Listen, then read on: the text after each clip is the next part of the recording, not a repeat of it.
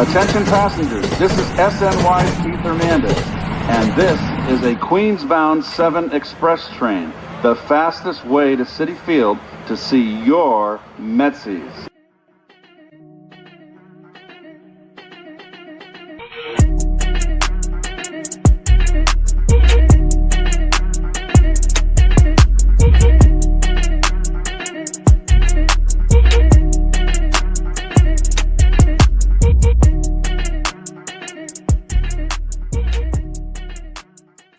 What is going on, everybody? What is going on? Your guy Dave from Top Bunk Sports, and I got my guys AP and Chris. What up, fellas?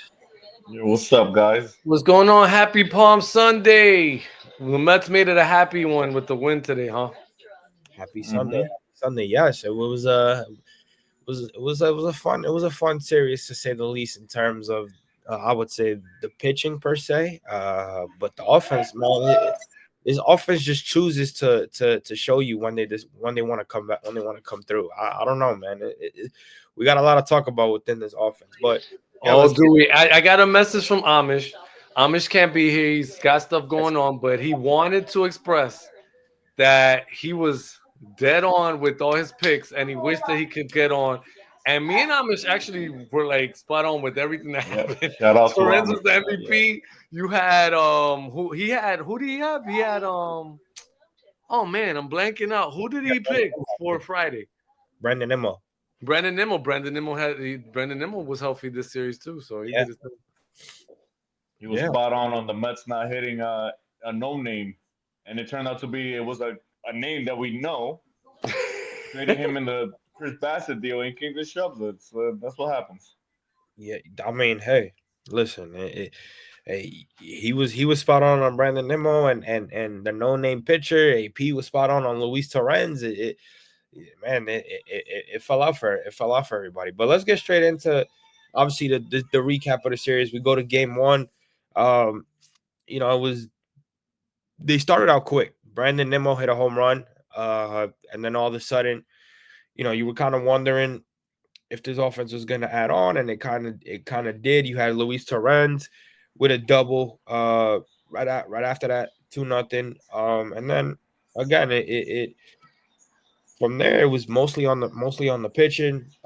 Game two, they scored. Game one they actually opened up. They scored 5 runs.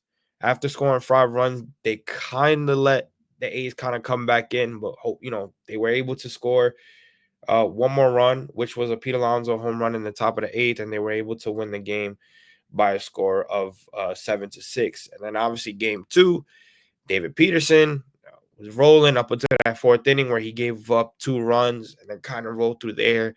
But the offense wasn't doing nothing. They were 0 for 5 runners in scoring position. They left 8 on base. And then today it looked like one of those games where I said this in the recap on Friday, where I think game 3 was going to be one of those games where they made Sevy look good, and they for most of the part they did. Sevy went 101 pitches. Went, if I'm not mistaken, I think he went 5 or 6 innings, and even though he did 6 innings, even though he did give up the first run of the game to Luis Torrens, who played a really good game today, he was shoving, but that doesn't take away from the fact that Kodai Senga did what he did today. But outshined him. That's what it was. Right, exactly. But enough of me. I'll start off with Chris. Chris, what you think of the series? You're good, the bad, and what you think this team can improve on going into the series with Minnesota? Game 1, it was like Mets were rolling first. They started off first. Griffin Cannon, I don't think he pitched bad, but I do feel like Mendy left him out too much, too long. When the Mets took the lead, I believe it was 6-2. At that point, I would have taken out Canning, but Mendy tried to keep putting him in. The out before he took him out, I believe in the 5th inning, it was a fly ball deep center, and it was in the warning track. I figured, okay, that's your last pitch. Take him out. Start with new arms, fresh. But Mendy rolled with him again. The next 3 guys hit the ball very hard, and then they made it a game. 6-4. Thanks to Pete Alonso home run, made it 6-7-4. We thought it would be easy, but then again, Edwin Diaz with his problems in the 9th inning. He can't pitch. I don't know what's going on with him. And they saying it's mechanical, but hopefully he clears that up because we can't be having our stud closer doing this every single game. It cannot happen. But anyways, they got the win. That's the most important thing. And game two was a dud. The JT again, we traded him for Chris Bassett, and he shoved it. He shoved it in our face, and Peterson pitched great too. It was a low-scoring game. It is what it is, but the offense didn't show up at all. So there's nothing to talk about there. They just didn't show up. And then game three right now started off very bad. The offense was sleeping.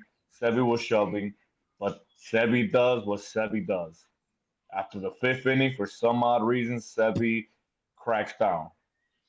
And I mean, thanks to that he did that because he gave up the one run, and that turned out to be it turned out to eight zip turned out to be a score, but in reality, that one run was enough because Kodai Senga was shoving, like he was shoving, and all I want to say is the Mets got no pitching, and we're in first place, which is good. They keep winning series. That's the most important thing. Keep winning series. That's the most important thing. I would have loved the sweep, but hey, I'll take the series. And next week, next team Minnesota is going to be tough because it's going to be freezing cold again. So let's see how that goes. AP? No. I mean, the first game, I'll be honest with you, after I recorded, I passed out after it was 3-1. I was like, okay, fingers crossed I wake up to a happy recap. Then I saw the highlights. I'm like, oh my God, thank God I passed out. Diaz, like Chris said, man, Jesus, like what is up with Diaz?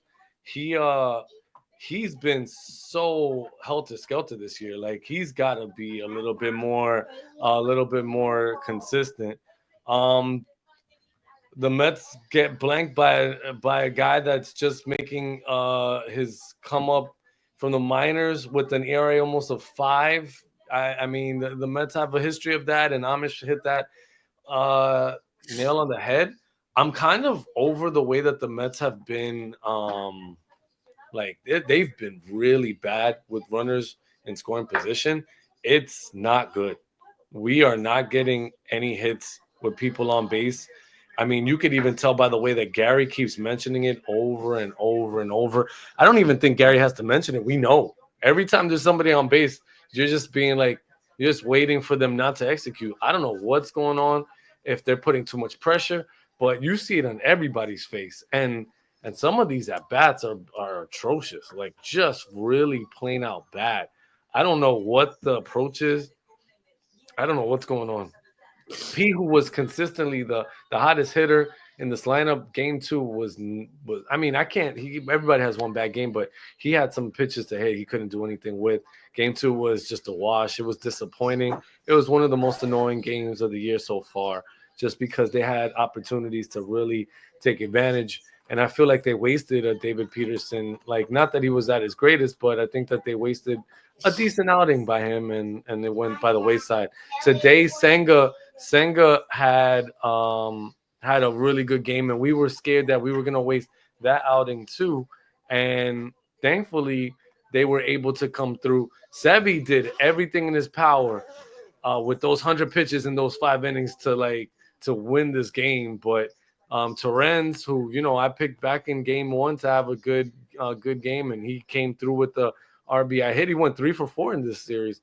Yeah. In this game 3. So he came through. He was a big part. The Mets were able to break this game open late, but it felt like one of those games where, man, it could have been a deflating loss. Like it just felt like at any minute, because of the Mets' lack of execution, this could have been a very deflating loss. But thankfully, they were able to string enough hits, and Senga was able to keep his pitch count like really low. He pitched into the 7th, the first Met pitcher to do that all year. So kudos to him, especially on this 13 games that we're gonna have in 13 days. So him saving the pen a little bit was good to see. It's just, it's a good win. But like I called it the beginning of the series, this series could have really went anywhere. I said it. Like it could have went 3-0, which we could have, if we would have got any hitting, we could have won that game 2. It could have went 2-1 Oakland. If Oakland would have just executed a little bit today, they would have won this game. But it went 2-1. So we got the bounce back. We won the series. Philly lost. Atlanta lost. So the Mets pick up a game on both those teams. Keep on, the truck moving in terms of just getting these series wins. Hey, at the end of the day, win series. That's the end of the game. You win series, you put pressure on other teams to do the same. Philly lost the series against St. Louis, which they probably shouldn't have, and Atlanta lost the series against Tampa. So we won our series. We get a game up on those teams, and I think we just got to keep on finding ways to bat. I think we have to figure out if it's gonna be a lineup switch, if it's gonna be maybe a different approach. Honestly, something that I saw, shout out to Flip. He said something about having Vientos move up to that two hole and putting Soto into the third. I know that it's a couple games in, but I think that that's not a terrible idea. I was a proponent of leaving Vientos at the second, and I think that maybe there's some merit in switching up the lineup a little bit because we are really not getting a lot of hitting in the bottom of that lineup. And the further that you extend this lineup, I think the better. So maybe that might be a remedy to make sure that they're getting these timely hits. Now, again, I don't like to toot my own horn, but who was probably the only person that said, "Hey, move Soto to number 3 and put Vientos at number 2." I was basically the only one that said, "Yo, that number 2 it could be his spot." He showed a lot last year. He showed he could be comfortable in that number 2 spot. I understand Juan Soto is Juan Soto and he has great numbers at the number 2 spot, but Juan Soto is a great enough player where if you put him as a number 3 hitter, he can still succeed. He's a number 2 hitter right now, and he's not playing as well as we've seen him. You gotta show trust in your young kids. I understand you gotta play the superstar over the young kid. I understand it, but it's not gonna hurt Juan Soto. You want to know why? Because Juan Soto is gonna succeed wherever he is in this lineup. Mark Vientos is different. Mark Vientos has never been where Juan Soto's at. Mark Vientos doesn't know consistency like Juan Soto does. At some point you got to work with these kids. You got to see where these kids fit consistently. Listen, I mean, it's not a guarantee, but if Mark Vientos goes back to that number 2 spot and he starts hitting, that could fix everything. That literally could fix everything. So again, if I'm Carlos Mendoza, of course you're gonna feed into what your superstar and Juan Soto wants. But if you just explain to him, listen, before you got here, Mark Vientos was killing as a number 2 hitter, and we didn't move him. We moved him because we understand what you brought to the table as a number 2 hitter. Let's move you down. Let's put Pete Alonso as a number 4. Keep Brandon Nimmo as a number 5, or Starlin Marte as a number 5, however you want to switch it. And let's see how that works. At some point, Brett Beatty showed something today, and he was able to put contact on the baseball. Cool. But at some point, what are you going to do if both of these guys don't work? And at the end of the day, you got to start off with the guy that showed potential last year first, and that's Mark Vientos. See if you make that lineup switch, you put him back to where he was comfortable, if that's something that gets him going. Brett Beatty, at the end of the day, he has been moved around a lot, and he has shown that he can't really cut it. So, again, AP, you bring up that point. I've been an advocate of since we signed Juan Soto, when everybody kept saying, "What is your potential lineup?" I've always said I'll put Mark Vientos as a number 2 and have Juan Soto as a number 3. Hey, and just to cap off that point, look at what the hitters in front and behind him are capable of doing with Soto. If you can move Vientos there and get his back going, Lindor seems to. I mean, he only had one hit this series, but I think Lindor is going to be fine eventually. If you put Vientos there in number 2, and then you put Soto in there, and then you put what do you call it, Pete after, I think it just benefits those bats the most. I think that those 2 bats are gonna play up because you have a guy that's not just. I mean, Juan's not hitting right now the way that we think he's capable of, but he's still got his good eye. He's still putting up at bats where he's seeing some, like on average, it seems like 7 to 8 to 9 pitches each at bat. So regardless, it has an effect. It still has an effect, even if he's not batting the way he does. You're still getting the pitchers counts up. Your working counts. You're getting on base because he's still drawing his walks. So the more people you could get on base for Pete and people behind them, the better. And I think that's why I want Vientos there, because I think that it still pushes the line along. And if you could get Vientos to get more fastballs, which is his bread and butter, I think he'll get more comfortable, because he's not going to be having to deal with these breaking pitches that he's susceptible to at this point. I think that it just makes sense for now. I'm not saying it's going to be the end all be all, and I don't think it has to necessarily be the strategy for the rest of the year, because I do think that once we get Alvarez and McNeil back, I think that that's going to get the bottom of the lineup rolling a little bit more. But for now, with the way that our lineup is constructed, it's really top heavy, and we're not getting enough production from the Beatties and those like down there, and the DH spot is just non-existent right now. So if we could push it down to get some bats more alive, and maybe get another bat in that lineup that could produce, why not? The Exactly. only thing I would say about I don't like Vientos in the second hole, not because he can. It's just that he's a slow ass dude, bro. And lately he's been hitting a lot of ground balls. Like, he's been hitting it squared, but it's a lot of ground balls, and those usually turn into double plays. The Mhm. one person I would, if you have to think about moving, is I think it's Memo. It's the perfect guy there, because Memo takes pitches, he does takes his walks, and he does go all the way, and he makes more contact than Vientos. That's the only thing. But I just Vientos, I don't know, man. This guy, he's hitting the ball hard. Lately, he's been hitting a lot better. It's going at people. But he's just like I said, he's very slow, bro. Like, that's what scares me about him. Like, if you look at all his plate appearances, like lately, he's been hitting it solid, but right at people with double play. Like today, how many ground balls you saw today? Like, everybody hit ground balls. It was like a ground ball marathon today. So it's like, I know they're gonna turn it around. I have confidence all in the run. Like you said, when McNeil and Alvarez come back, it's gonna change the lineup. It should change the lineup. I should say should. You never know how these guys come back from injuries. But uh, until that comes, I'm not gonna give this kid.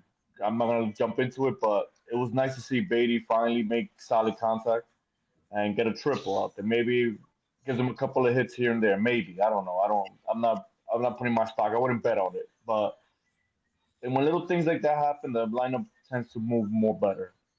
For some odd reason, this lineup has to see the 6 innings so they can wake up. For some odd reason, I don't know what's going on. I think they sleep the first 6 innings and they say, "Oh, guess what? It's time to play a game. Oh, 6 innings in, let's go runs." That's what it feels like, because the first 6 innings, man, we were ugly to a point that I said I didn't even want to watch. I'm gonna be honest with you, I didn't even watch the first 6 innings, because I was like, "Yo, this is ground ball, strikeout." Like, I'm like, "Yo, Sevy's really gonna shove it in our face." Yeah, man. But thankfully, they turned around and they gotta get better, man. That Soto, I don't know where Soto's at bats are. He's doing what he does, walks, but other than that, not doing nothing.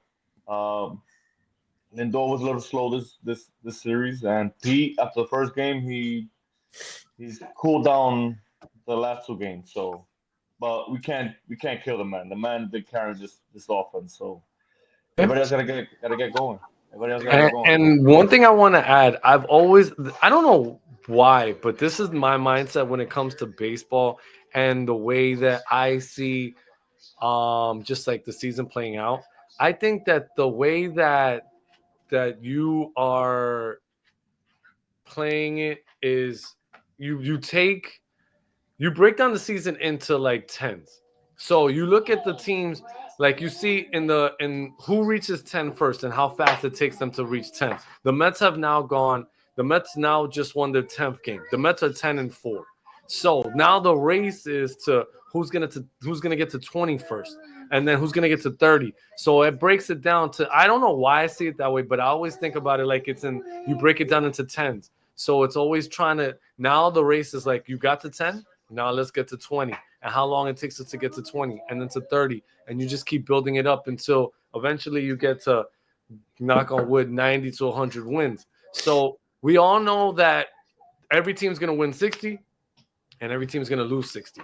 So it's what you do with the rest of those 60 those, so excuse me, give me one sec. It's what you do with the rest of that, what did I say, 60-60. So then you have 120. So the rest of those 42 games, because then in those next 42 games, it determines your season.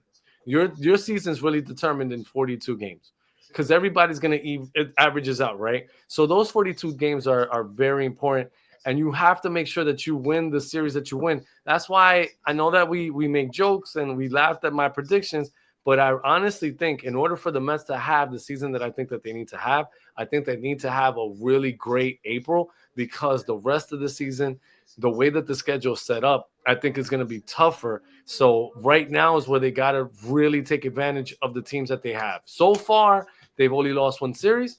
They played it super hard. They probably should have won that. Their bats are still sleepwalking.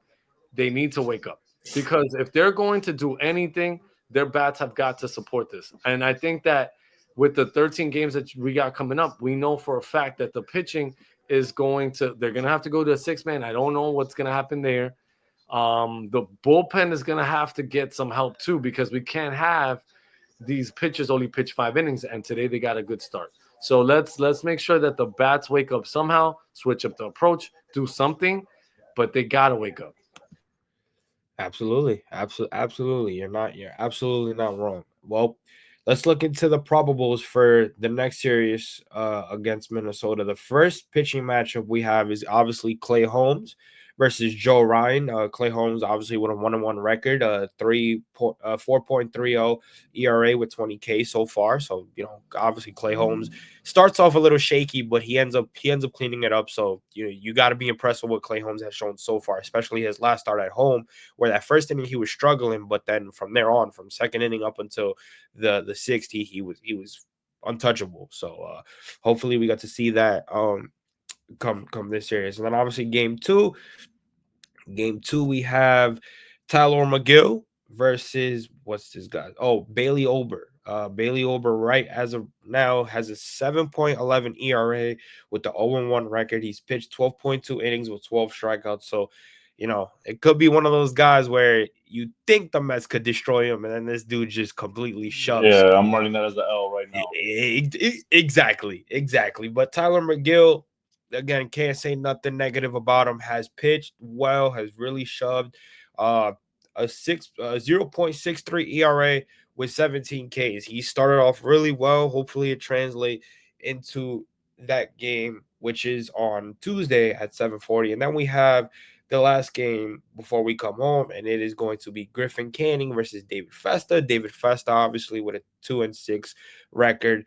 0-0 record, a 0-0 ERA. He's pitched only 4.2 innings with 4 strikeouts, so he hasn't really pitched much.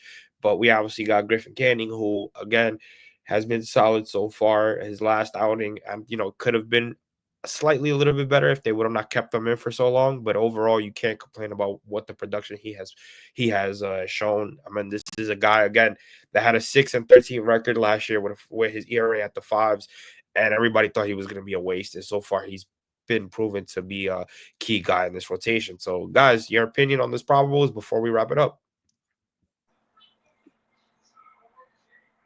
AP, your mic. They were talking. Oh. Sorry, my kid is running around. I wasn't even thinking about the pitching per se. I was thinking about what Gary said during the game, how like Buxton hit a home run today, and during that, and that's the thing that I hate. Like this guy looks like he had a really solid series. He hit 2 home runs, got 3 RBIs in Detroit. For a guy that was hitting 192, he basically doubled his RBIs in that series prior to this series. So that's a guy I don't want warmed up going into the Mets series. He's definitely a guy I don't want the Mets to have to deal with going forward. But as far as the starters go, I mean, like you said, Ryan versus Holmes. Right now, Ryan 1-1 with that ERA of 2.65, 15 strikeouts in 17 innings, almost a strikeout an inning. So the Mets with their issues with hitting, that makes me a little nervous. I mean, his last outing against Kansas City, he had 7 innings, only 2 hits. Prior to that, he had a really subpar one, 4 earned runs, 5 innings against Houston, and then he had one run in 5 innings versus St. Louis. So he seems about, Yeah, I would say about a 5 inning pitcher for the most part, except for that seventh inning one that he had just last outing. But the Mets are gonna have to put some pressure on this guy. Clay Holmes. I think Clay Holmes has pitched solid. I think the 4.30, obviously his last start, I think was a little bit more ballooned because of that relief, and I think that he could have gotten out of it with a lower number, but whatever. It is what it is. I think that the Mets can hold it down for that one. I don't think that I don't know. I expect Clay Holmes to keep us in the game. Then we get McGill, who's been lights out so far. I was at his last game. Unfortunately, got that L. The Mets bats couldn't do anything. If you don't score runs, you're gonna lose. Like you can't expect these guys to not give any runs. But I do expect McGill to pitch better than 30 pitches in the first inning. He's gotta. That's been his bugaboo his whole career, and he's got to figure out a way to stop throwing so many pitches. He's got to have an out pitch. If this man is going to ever be a starting pitcher, he's got to a consistent starting pitcher, I should say. He's got to figure out an out pitch to save, or at least get a pitch that's going to have limited contact where you hit it at somebody or something, because you cannot continue to throw 30 pitches here, 30 pitches there, and think that you're going to be a good starter. You're just going to be one of those guys that's kind of be like a fifth starter if you continue that way. Anyway, he's that Ober guy. Yeah, I think that we have a decent shot there. The guy's got an ERA of 7, but you never know. And then Uncle Festa versus Canning. Canning's been can you know what we talked about this and why Stearns would have signed him, and I keep seeing the same kind of little things. He keeps the team in the game. I'm not disappointed in him at all. I'm very pleasantly pleased. I don't really know too much about Festa. Last year he had a 4.90 ERA, and he pitched 4 innings against Detroit, and he only gave up 3 hits. So that's pretty much all we got about Festa so far. So that could be anybody gets that kind of game. As far as predictions, based off this, I would like the Mets to end this road trip 2-1. Let's get this 2-1. End the road trip 4-2. I think that'd be a good way to keep the good vibes going and come back to City Field, where we have a 4-game weekend series with the St. Louis Cardinals, and then that ugly team that lives not too far from us in Philly, and see what we could do against them. That's gonna be, I think, to me, the first big NL East showdown that we have, and it's a chance for us to make a statement early. Yeah, first game is that's their best starter, their best pitcher by far because this guy Pablo Lopez went down with a hamstring injury, so we're not gonna see him. So that's their best pitcher, Ryan. Don't know much about him. I think he's so. He has his days. One day he's good. One day he's like whatever. I mean that's their best pitcher, so we'll see where it goes. Clay Holmes, I think he's gonna keep us in the game. It's gonna be cold. It's gonna be freezing, so I don't expect much offense. But then again, when I say that, they all of a sudden the offense wake up. So we'll see where that goes. Second game, a guy with a 70 ERA scares the crap out of me, bro. That tells me the Mets don't know nothing about this guy. So let's see where that goes. Hopefully, I'm wrong and they win the first two, and then we're good. Then third game is a. I always view it as soon as you win the 2 games and you secure the series. I'm always good with the whatever happens in the third game. Y un par de Uh, gallos, valiente, Hopefully these guys keep it rolling. Hopefully the 8 runs is because that's another thing the Mets tend to do. They score a lot of runs in one game, and the next game they show up. They don't show up. So hopefully it keeps it moving. It's gonna be tough in Minnesota. It's not a easy, especially when you're coming from 7-degree weather all the way down to 20 and 30. Yeah. So And Chris, I was gonna add because I was like, yo, you guys keep telling me it's gonna be cold. I know Minnesota's cold. I wanted to see what the weather's gonna look like. So Monday, it's going to be 30. It'll be about 37 degrees and light rain on Monday. It's look gonna at that. be 34 on Tuesday, and On Wednesday, it's going to be 48. So good Is luck that with from that Minnesota? switch. That's Oh, from and about Festa, real quick. If I'm not mistaken, maybe I'm blanking out, but I remember this guy Festa because he's a hometown kid, and I think he shoved against us last year or year before. I don't know. I know it was one of those years. I remember that name vividly because he was a hometown kid and he shoved it at us. So, but I think the Mets ended up winning that game eventually. But I remember him having a great outing against us. So hopefully he don't have the same success. yeah. Well, that would be all for what we got. There's your three probables for the series coming up against Minnesota. The Mets have a day off. If I'm yes, Chris, they I went back and looked. okay. Against the Mets, this is July 30th. He threw 5 innings and gave up only 2 hits. I mean, sorry. Yeah, he gave up 3 hits, only 2 runs off 1 home run. So yeah, Yeah, he didn't I throw bad, remember that. only I 3 hits. remember. Well, there you go. Well, So the Mets see him again, and he better not have no fiesta with us. I'll tell you. well, like I said, the Mets see him again, and hopefully, they do damage to him. But obviously, the Mets don't have a day off until next Thursday. So they got 3 with Minnesota. Then we come back to play 4 at home against St. Louis, who right now is 7-8. Then we play my favorite matchup against Philadelphia. It's the first time we see Philadelphia this year. Mm. Monday, Tuesday, Wednesday, April 21st through 23rd. And then we're off, and then we go to Washington for 3, and then back here against Arizona Diamondbacks. So the Mets have a slight advantage on winning this month of April, which is very, very unusual for a lot of us recently because they tend to struggle. There's not only Francisco Lindor, this team has tended to struggle in April in terms of production. So if they can continue to win series and take care of those games, we might be going into May with a different outlook. Obviously by the way these runs are being produced, it doesn't look like it. But again, it speaks to how well and how strong this pitching staff is. Because if this pitching staff was weak, we would not be having this conversation. The vibes, in my opinion, would not be as high. So we We have really no pitching. our pitching staff. Hashtag we got no pitching. Yes. Yeah, I just want to say we have no pitching. We have a starter that went 7 innings with no runs. We have no pitching. Right. That's a lot. That's a lot to say within our pitching staff, because other teams that we know don't got a ghost pitch. But we're gonna wrap it up here. That is it. We got a ghost bat though. We got a ghost bat. We got to step that up. We got to wake those bats up. Exactly. Yeah. Exactly. Torpedoes, we got ghosts.